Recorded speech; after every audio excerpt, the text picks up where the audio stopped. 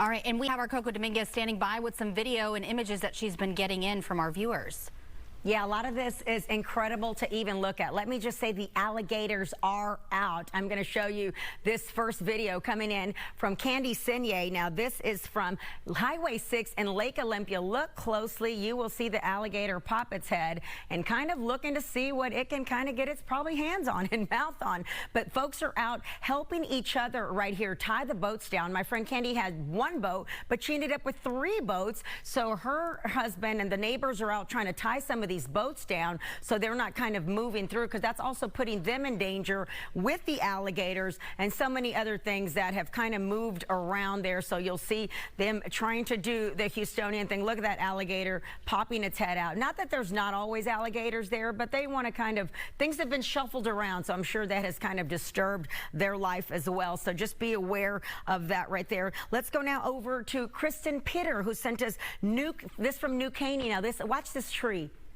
pulled completely from its roots. That just tells you how powerful this storm has been and how strong. Look at this. That poor tree literally pulled from its roots. Thank you so much for sending that in. Hopefully nobody was hurt, and that's kind of the thing that's happening out there right now. Some of these trees have been compromised and they've been, wet, and so we don't really know how damaged they are. So just something to be aware of. We'll go now to our megaphone here and we'll look at White Oak flooding. Now, this is coming from Sean in Houston. Look at that. There's still a lot of flooding out there. There's a lot of high water. There's a lot of danger. Trees, people are getting out to the stores. I'm seeing a lot of people get out to the stores. Remember, you're still literally block for block. You can come across a block that has a tree right in front of it, and you're thinking, oh, I'll just push this tree. Do not touch the trees. Do not try to go around them. You're going to cause yourself much more damage. And when we say turn around, don't drown, that's not just you. That's your property. That's things that you've worked hard for. We definitely want to salvage both of them.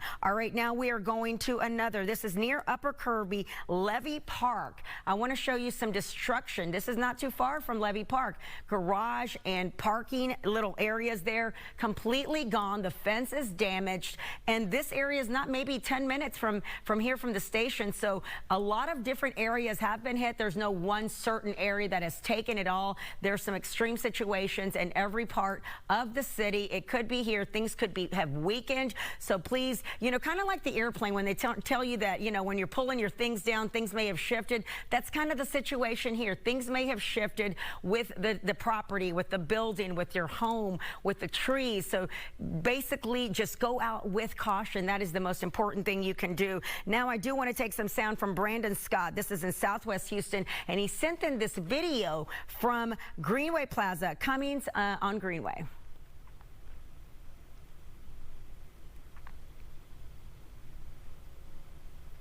All right, I'm not sure if we have that video up yet, but we did. If you got a chance to see it earlier, they're thinking this is probably the safest. We got it up? All right, let's go ahead and play that video.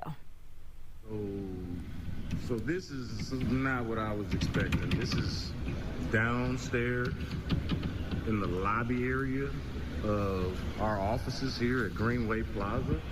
I was not expecting any of this to happen. I mean, we've lost windows. There is broken glass.